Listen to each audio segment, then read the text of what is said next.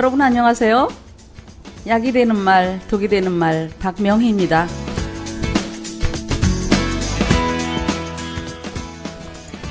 오늘은 자녀 교육에 대한 부부의 의견이 다를 때의 해결 방법을 찾아보겠습니다. 먼저 아내가 입을 열었습니다. 여보, 우리 민준이도 영어 과외 좀 시켜야겠어요. 학교에 갔더니 다른 아이들은 어찌나 영어 발음이 좋든지 다들 영어 유치원을 다녔는지 민준이랑 발음 자체가 달라요. 우리 아파트 208동 사는 서연이는 캐나다 선생님한테 영어 과외까지 받는데요. 과외? 무슨 초등학생을 영어 과외까지 시켜? 영어는 생활 속에서 배우는 거야. 집에서 영어 비디오나 열심히 틀어주고 큰 소리로 영어 책이나 좀 읽게 해. 그리고 당신부터 영어 공부 좀 해.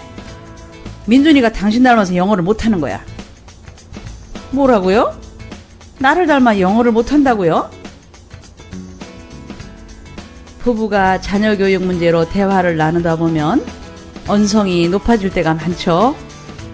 아내는 남편에게 학원비가 얼마인지 숨기기도 하고 남편은 그 사실을 알고 화를 내며 아내를 탓하는 일도 많아지고 있죠. 자녀의 부족한 점이 걱정되어 서로 의논하는 것인데도 한 사람은 괜찮다, 나중에 자기가 알아서 다 한다는 식으로 현실의 교육 세태를 모르는 낙관론만 펼치고, 심한 경우에는 서로 원망하며 당신을 닮아서 그렇다는 식의 유치한 싸움으로까지 번지죠. 특히 아내들의 경우 다른 집 아이들과 비교하며 말을 할 때가 많은데 교육에 관한 이야기를 꺼낼 때는 남들도 다 한다, 과외 좀 시켜야겠다는 통보식의 말은 문제 해결에 도움이 안 되죠. 교육관이 있어서가 아니라 다른 엄마들의 치맛바람이나 분위기에 그저 휩쓸려 따라가는 느낌을 줄 수 있기 때문이죠. 남들도 다 한다는 식의 말보다는 차라리 객관적으로 신뢰할 수 있는 교육 전문가의 견해나 혹은 우리 아이를 직접 지도하고 있어서 우리 아이의 현재 상황을 잘 알고 있는 담임 선생님의 견해를 논리적 근거로 들어 이야기하는 것이 더 설득력이 있겠죠. 일례로, 여보, 오늘 우리 준원이 담임 선생님을 만나고 왔는데요. 선생님이 준원이가 수학을 잘하니까 학원에 다니면서 본격적으로 경시대회를 준비해보면 좋겠다고 말씀하시더라고요. 라며 아이의 능력이나 교육 수준에 대해 잘 알고 있는 권위자의 말을 끌어와서 이야기하는 것이죠. 대부분의 남편들은 근거가 확실하고 교육 동기가 분명한 논리적 이야기에 의외로 쉽게 수긍하는 경향이 있습니다. 그러므로 옆집 엄마를 예로 들거나 비교하지 말고 우리 아이의 현재 실력과 장단점, 또 우리 아이를 잘 아는 학교나 학원 선생님의 조언 등을 토대로 교육 목적과 확실한 동기를 제시한다면 좋을 것이며, 더불어 교육기간이나 수강료 등도 치밀하게 계획을 짜서 설득력 있게 이야기한다면 매우 효과적일 것이겠죠. 그 외에도 객관적으로 신뢰할 수 있는 신문 교육면 기사나 교육 전문가의 인터뷰 같은 매스컴 보도를 스크랩해서 보여준다거나 커리큘럼이 상세히 담긴 전단이나 교육기관의 홈페이지 등을 알려주면서 시간 있을 때 참고하라고 하는 것도 좋겠죠. 특히 대부분의 아내들은 학원 등록이나 과외 등 자녀 교육에 대한 상황을 미리 결정해두고 남편에게 이를 통보하듯 말하는데, 이는 좋은 커뮤니케이션이 아니죠. 서로 뜻을 최대한 존중한다는 느낌을 주면서 우리 아이의 교육에 대해 관심을 가지고 그 필요성을 자각할 수 있도록 근거나 자료를 준비해두는 것과 서두르지 말고 잠시 시간을 갖고 기다릴 수 있는 인내가 필요하죠. 자녀 교육에 있어 한쪽은 열성파, 한쪽은 소신파일 때는 대화 자체가 아예 단절되기도 하는데, 이렇게 교육관이 전혀 다른 부부라면 일단 각자 자녀 교육에 대한 우선순위를 제시하면서 중도 타협점을 찾을 것을 권하는데요. 각자가 자녀 교육에 있어 가장 중요하게 생각하는 것이 무엇인지 5가지 정도 순위를 매겨 비교해 보는 것도 좋은 것이겠죠. 대화로 하는 것이 좋지만 서로 입장이 달라 대화 도중에 언성이 높아지거나 감정이 개입될 우려가 있는 경우에는, 또 논리적으로 조리 있게 말할 자신이 없는 경우라면 각자 종이에 써야 합니다. 이때 서로가 제시한 우선순위는 가능하면 긍정적으로 검토하고, 순위가 낮은 것은 보류나 양보하는 것이죠. 사실 한쪽이 열성파이고 한쪽이 소신파일지라도 자녀 교육에 대한 우선순위를 매기다 보면 한두 가지는 꼭 겹치게 되어 있죠. 또 설령 겹치는 사항이 없더라도 상대가 가장 중요하다고 제시한 것은 되도록 귀담아 듣고 반영하려고 노력한다면 최소한 대화가 차단되는 것은 막으면서 합의점을 도출할 수가 있는 거죠. 그럼 바람직한 예를 들어볼까요?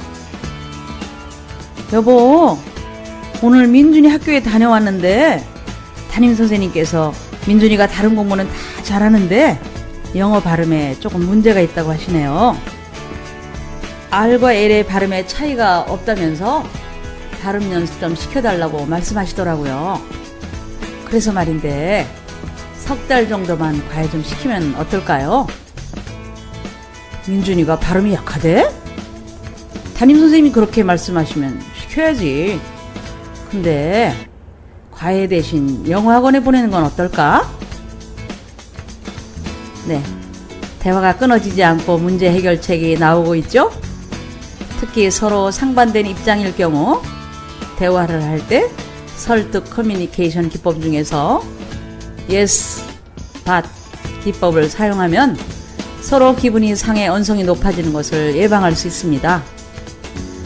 나와 입장이 다르다고 상대의 말을 못 자르듯이 자르고 내 의견을 제시하는 것이 아니라 일단 상대의 의견을 진지하게 듣고 그렇게 생각할 수도 있겠다 거나 그 말도 일리가 있다는 식으로 일단 받아들인 후에 그와 상반된 내 이야기를 꺼내는 것이죠. 아이 참, 그게 아니래도 라며 부정적으로 말하는 것이 아니라, 그래? 당신 말도 일리가 있어. 그렇게 생각하는 것도 이해는 돼. 그런데 말이야, 와 같이 일단 yes로 상대의 의견을 받아들인 다음에 but을 들어서 자신의 의견을 제시하는 것이죠. 이 기법은 상대의 말을 일단 이해했음을 나타내기에 그 다음에 제시될 자신의 의견에 더욱 설득력을 실어주며 상대의 감정도 상하지 않게 하죠. 자녀교육 문제로 이야기를 시작했다가 결국은 부부간의 감정 싸움으로까지 번지는 것은 서로 자신의 의견만 주장하기 때문이죠.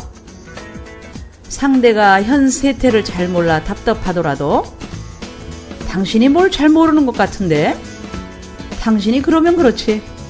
아휴 답답해서 말이 안 통해. 와 같은 자존심에 상처를 내는 이야기는 피해야 합니다. 또한 자녀교육과는 무관한 상대의 성격이나 단점들을 끄집어내어 연결시키는 것도 피해야 할 일이죠. 부부가 자녀교육에 관한 이야기를 할 때는 처음부터 끝까지 자녀교육에 관한 이야기에만 집중할 수 있도록 노력해야 하겠죠. 또한 대화 중에 감정이 상하더라도 이성을 잃지 말고 되도록 목소리를 낮추면서 천천히 이야기하는 지혜로움이 필요하죠.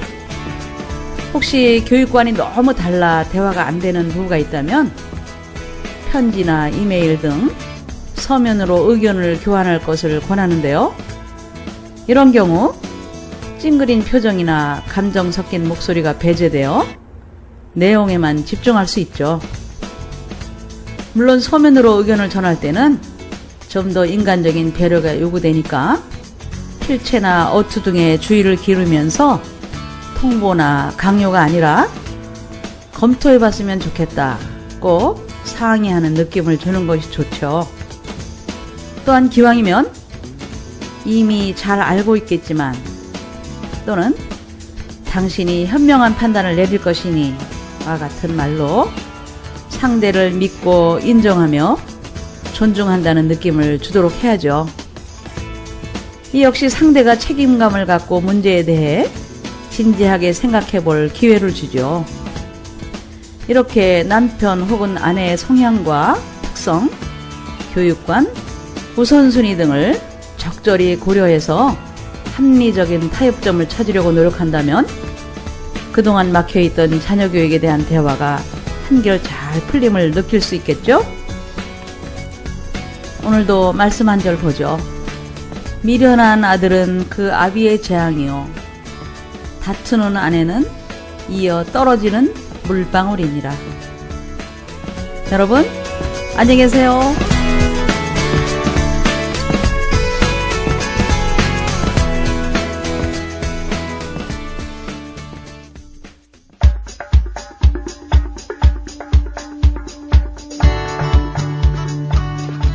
KCN 인터넷 라디오 방송입니다.